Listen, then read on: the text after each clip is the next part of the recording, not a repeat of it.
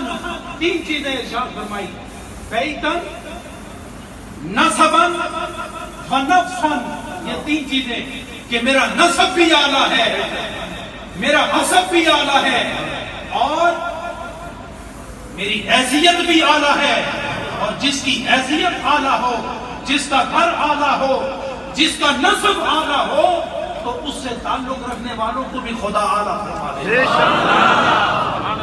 حضرات گرامی،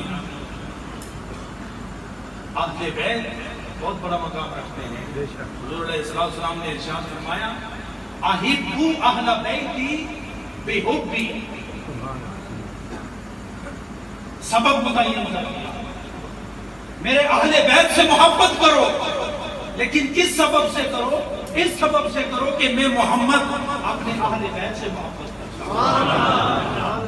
لیکن جب صحابہ کی باری آئی تو آپ نے ارشاد فرمایا، فمن احبہم فبحبی احبہم، جو میرے صحابہ سے محبت کرتے ہیں وہ یہ سمجھ لیں کہ جو میں محمد ان سے محبت کرتا ہوں، اس محبت کے سبب سے تم بھی مجھ سے محبت کرتے ہو۔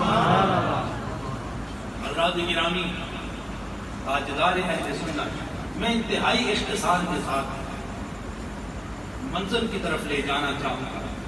تاجدار اہل سنت اعلیٰ حضرت عظیم البرکت شاہ احمد رضا خان بریلوی رحمۃ اللہ تعالی علیہ جب ایک شہر سے دوسرے شہر میں